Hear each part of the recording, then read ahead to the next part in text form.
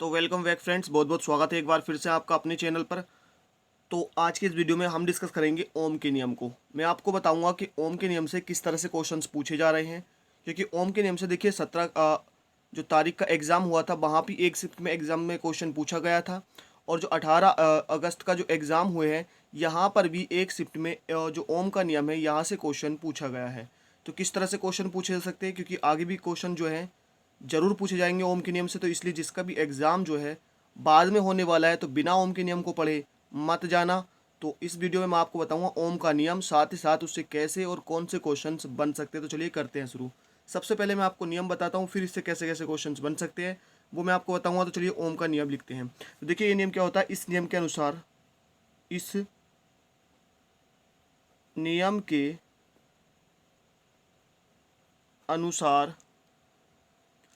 तो क्या है नियम। इस नियम के अनुसार यदि किसी चालक की भौतिक अवस्थाएं कौन कौन सी हो सकती है, जैसे ताप और दाब, स्थिर रहे तो चालक के सिरों के बीच जो विभवांतर होता है वो प्रवाहित धारा के समानुपाती होता है। ये इसका नियम है, ठीक है। और देखिए जो विभवांतर होता है उसे हम लिखते हैं वी से। ये समानुपाती की जगह यहाँ पर आपको अनुक्रमानुपाती भी दे सकता है, ठीक है। तो बी प्रोपोर्शनल टू ये हो जाएगा आई।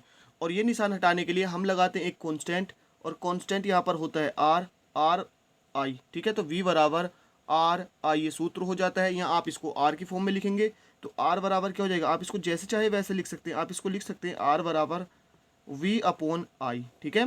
r बराबर v अपॉन आई बटे में जाएगा, और अगर आप i के पदों में लिखेंगे तो b अपॉन r हो जाएगा। तो इस तरह से आप इस तरह से तीन तरीके से इस क्वेश्चन को यानी इस सूत्र को लिख सकते हैं। अब मैं आपको बताऊंगा यहाँ पर कौन क्या है। देखिए बी है यहाँ पर विभवांतर, क्या है यहाँ पर विभवांतर, ठीक है।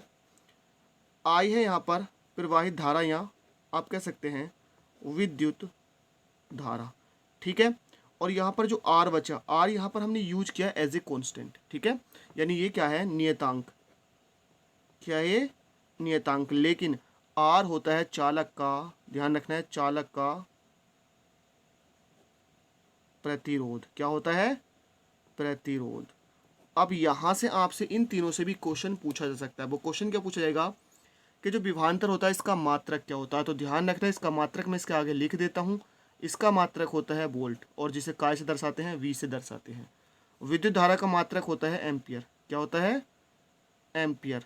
आपको ये मिलेगा ए से, ठीक है, ए से या ए एम पी। और जो आर होता है, आर क्या होता है, नियतांक, जिसे चालक का प्रतिरोध कहते हैं, और इसका मात्रक होता है ओम, जिसका प्रतीक होता है इस तरह से, ठीक है। तो अभी तक मैंने आपको बताया कि इस नियम के अनुसार यदि किसी चालक की भौतिक अवस्थाएं जैसे ताप दाब स्थिर रहे तो चालक के सिरों के बीच जो विभवांतर है वो प्रवाहित धारा के समानुपाती होता है। यानी बी समानुपाती आई, बी बराबर आई आर। ये हमने समानुपाती का निशान हटाने के लिए आर यहाँ पर कांस्टेंट आ गया। आर को आप इस तरह से लिख सकते हैं, यानी आर बराबर बी अपॉन आई। बी यहाँ पर क्या है, विभवांतर, जिसका मात्रक क्या होता है, वोल्ट होता है, और बी से दर्शाते हैं। विद्युत धारा यहाँ पर ये आई क्या है, विद्युत धारा है, जिसका मात्रक क्या होता है, एम्पियर होता है, इसे ए से दर्शाते हैं। और आर यहाँ पर कांस्टेंट है, इसे ओम का कांस्टेंट भी कहते हैं। और ये क्या होता है, चालक का प्रतिरोध होता है, जिसे का इस तरह यानी इसका मात्रक क्या होता है, ओम होता है।